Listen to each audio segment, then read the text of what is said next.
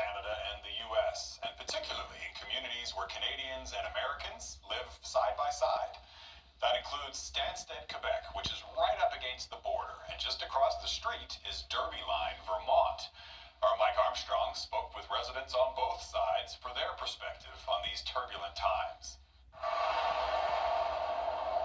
The border in these parts can get complicated. The line runs pretty close to right down the middle of this road. Houses on one side are in Canada, on the other they're in the U.S. Canadian Peter Gerard grew up on this street with his best friend living in another country. He lived in the house right there, the two-story White House. Now what that meant was that for every visit, he was supposed to drop by customs.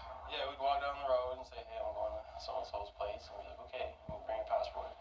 Well, the rules also mean a journalist crossing the street to speak to Americans has to first check in at the border. It's close enough.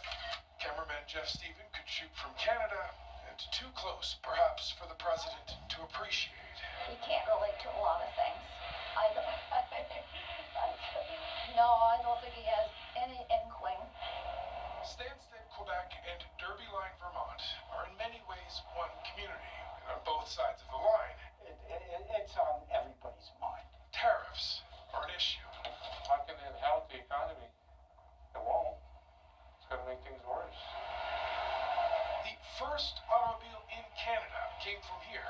A local jeweler built a steam buggy unveiled at the Stansted Fair in 1867.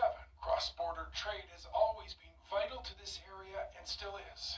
Joe exports cars to the U.S. Tariffs bumping his prices up 25% would shut that down.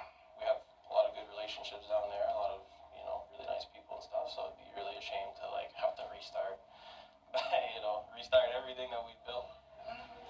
Now, there is one place here with two addresses, one in each country. The local library was built in 1901, literally straddling the border. That tape on the floor is actually the border line. While Donald Trump's new Secretary of Homeland Security visited last week, Kristi Noem was meeting local border guards and dropped by the library. I gave her the tour. Volunteer Kathy Converse says she was taken aback by what Noem did crossing the tape. She stepped over, a couple of her crew too, stepped over the line and said, 51st state. It was insulting, and I'm American. This community has watched border security get tighter and tighter for years, especially after 9/11. Many are now bracing for what comes next. Mike Armstrong, Global News, Stansted, Quebec.